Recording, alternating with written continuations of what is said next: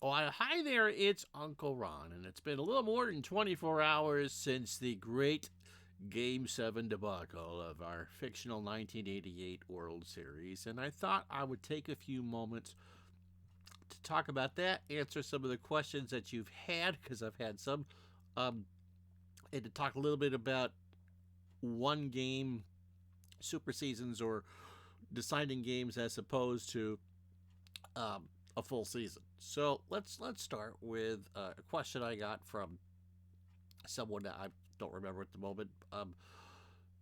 If you didn't watch Game 7 yesterday, let's start with that. The Boston Red Sox had a 5-0 lead in the seventh or the eighth inning of Game 7 of the World Series against the Cincinnati Reds. The Reds beat the Mets and swept them in four, as a matter of fact, in my National League Championship Series. And the Red Sox and the Minnesota Twins played a classic 7-game series that wasn't really decided until the eighth inning of Game 7. Mike Greenwell home run put it out of reach, and the Red Sox won to go to the World Series, making my inner 16-year-old quite happy until we got to Game 7 of the World Series. Now, this World Series had seen everything. We had the longest game in World Series history in Game 1, a 15-inning affair that went 5 hours and 6 fake minutes. We had a catcher's interference in that game. I mean, everything was just kind of there. So the Red Sox have a 5-0 lead in the eighth inning in Game 7 and proceed to blow it. The Reds put up 7 in the eighth, nobly aided by the absolutely disgusting relief pitching by Lee Smith and a rare misplay out in right field by Dwight Evans, which would have, I believe, been the second or third out, as opposed to one error, but he just couldn't get there, which allowed more runs to score. And at that point, my head was just a spinning. And the Reds, congratulations to them, won the ball game by the score of 7-5. So precise. Let's start with a couple other issues here. In general, any sim that you play is going to be geared towards regular season play.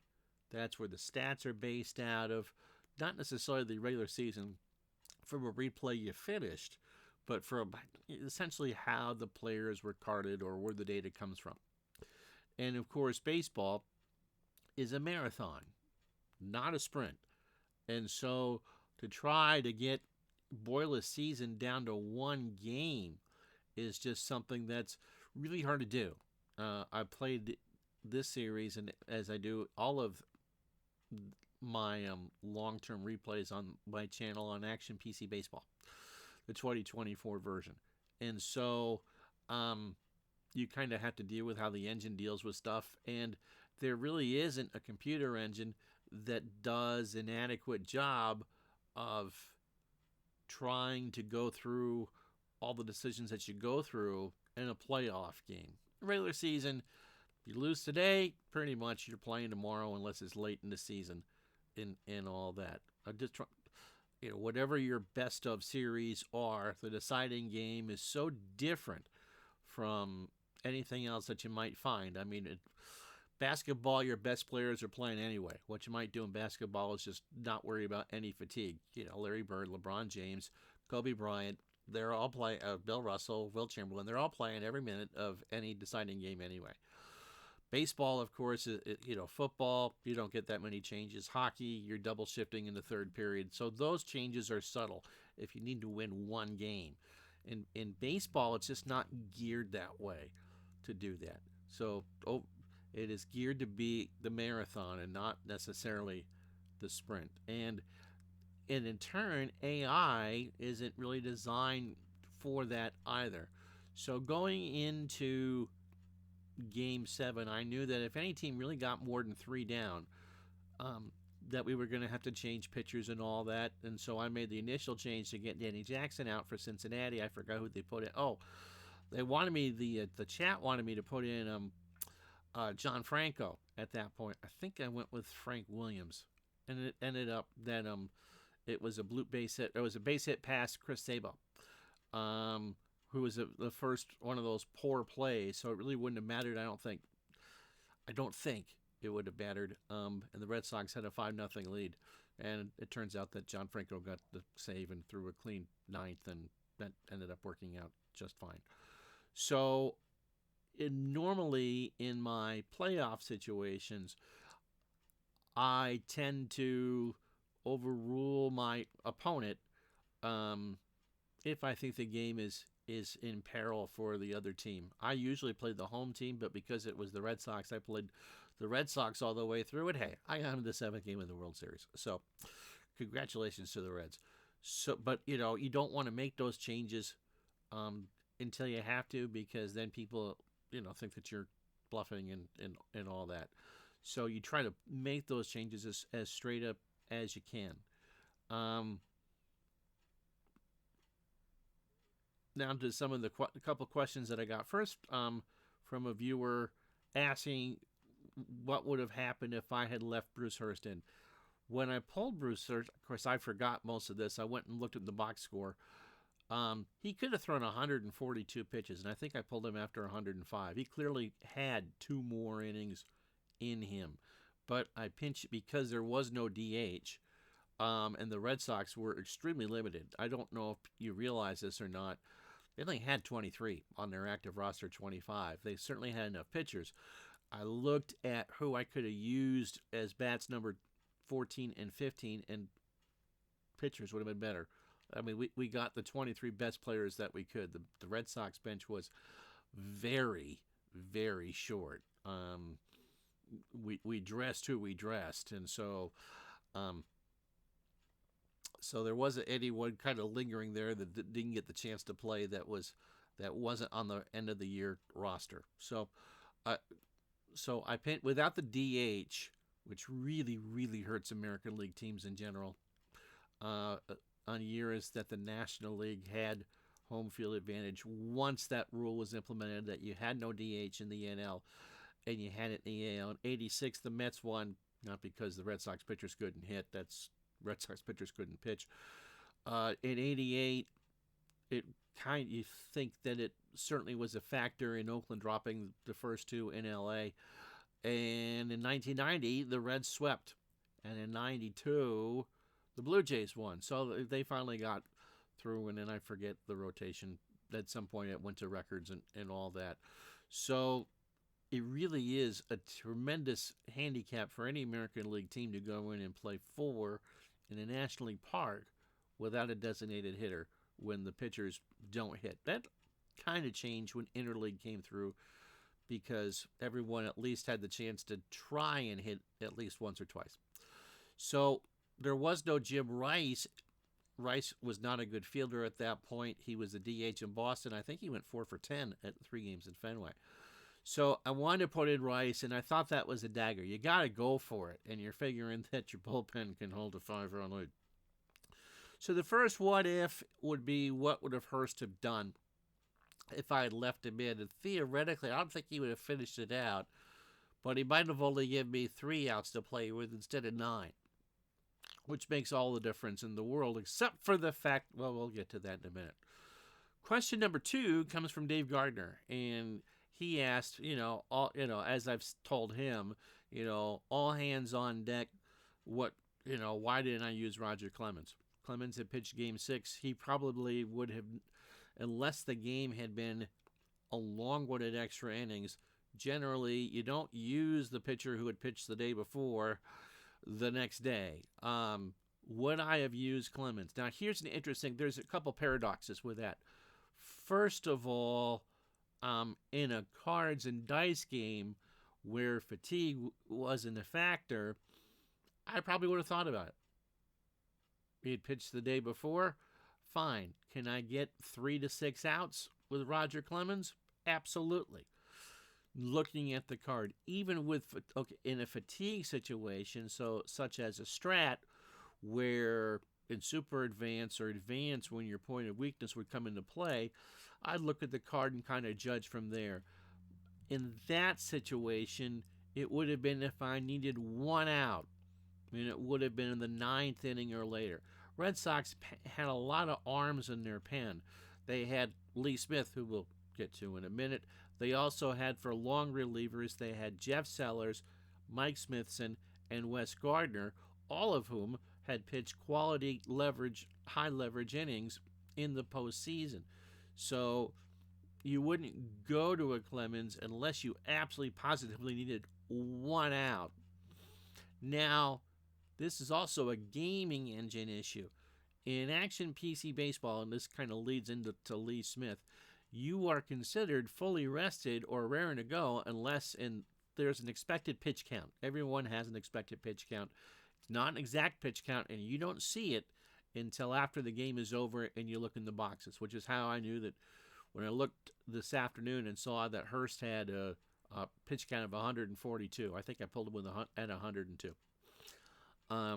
But you don't know what that is. It could have been 110. It could have been 101. You don't know until the game is over what that final number would be. And so if you're tired, you have an expected pitch count of how long you're effective with a dash and an S, which means short rest, which means you're tired. So I always loathe to do that unless they have a higher pitch count, which brings me to why I went with Mike Boddicker and not to Lee Smith immediately after Bob Stanley started to tire in the eighth. Stanley pitched a good seventh, and he put a couple on in the eighth. I think he was charged with 2 of the 7 runs and got him out. And Boddicker would have started if there had been a game 8.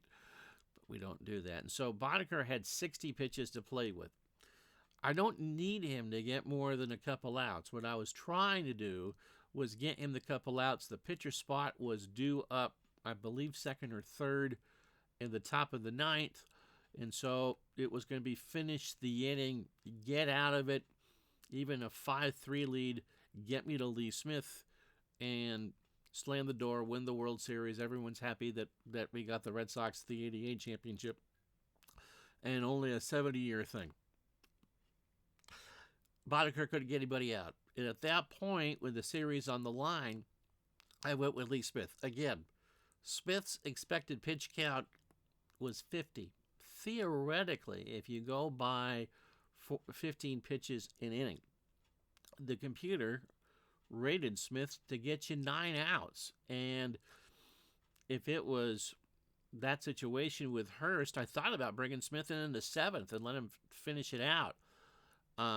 But he had pitched the day before, and he had pitched a couple times in Boston and had the day off. But someone suggested in my chat, rightly so, that I had overworked him.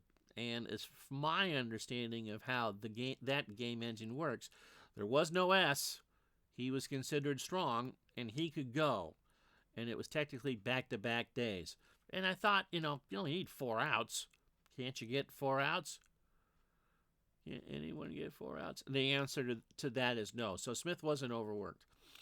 And then at that point, I just threw in Tom Bolton and really tried to forget everything that was going on.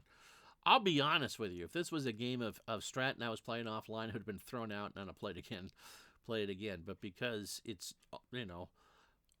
honestly, and on the channel and all that, you let things go. And, So hopefully that answers the 2 questions about why not Hurst and why not Clemens. It's much more of an action PC. And again, the other thing, if you're with someone that's short, you don't know if they're going to be ready or not. What if Clemens had given up the home run or given up a home run or whatever? There's no real way. You could look to see what the outcome box was. And again, the outcome box was heavily favorable to Boddicker to start that run, and Smith had a pretty good chance of getting out, whoever it was that he couldn't get out, to get out of the jam. And so you go with what the numbers tell you should go with. Baseball is a game of percentages, and certainly in an engine that has a lot of, works on statistics and probability, if you play that inning 7 or 8 times, you play that inning 10 times, I bet the Red Sox get out of it unscathed, or unscathed maybe half, and with the lead probably 8 or 9. I mean, someone will be able to tell me the probability of someone getting 7 runs in an inning. But again, that's the way that the game works. It's a closed engine, so you're trusting that you are making the right decision in that. I personally thought that a tired Boddicker would be better than a rested Gardner, Smithson, Lamp, or Jeff Sellers in all of that. And so when I double switched to put Lee Smith in and bring in Todd Benzinger, it was a case of I wanted Smith to be able to finish the game. Now, in real life, the Red Sox knew for years that the back end of games was their Achilles heel. Bob Stanley, God bless him, that was not, they had used him as a closer, but as early as '82, they brought in Mark Clear from California or Milwaukee, one of the two, to help Stanley with that chore. And Clear could throw hard, he could strike people out, and as today's baseball is, you can't get into trouble if no one's making contact and they're swinging. However, Clear's control, well, didn't really have any, and so you never knew if he was going to walk people or strike people out. And so Stanley, who was effective as a ground ball pitcher, just didn't fit the mold of other top firemen of the day. He wasn't Goose Gossage. He certainly wasn't Dave Smith or Jesse Orozco or any of that. And so in '86, so they tried Clear, and Clear just, again, I mean, he didn't know where the ball was going, and neither did you. So late in '86, when it was apparent that they were had a good chance to win the division, they get Calvin Schiraldi from the Mets, and Schiraldi just couldn't take the pressure. He was good in New York and was good down the stretch in Boston, but when it came time to put up or shut up in that World Series, Calvin, the poor kid was headlights. And so they got Lee Smith, I don't know if it was a free agent or a trade, to help win a World Series. That was the move, was to bring in Smith. Okay, it's a 5-3 game. You still got the lead. You got him here. That's why you paid him whatever you paid him, and he didn't get the job done. Period. End of story. He just did not get the job done. Frustrating as anything, but that's just how we did things for the Red Sox in that era. And the game apparently is true to life. So again, in an open engine situation, you may think of it differently. I mean, you're on the honor system in any open engine. I mean, theoretically, if you want to use Mariano Rivera as a starter, for instance, nothing's stopping you from doing that. It's the game's, whatever the game's internal fatigue system, whether you choose to use it or not,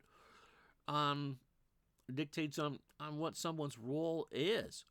And so, yeah, I thought I made the correct moves at the time. I mean, goodness, we had a 5-run lead.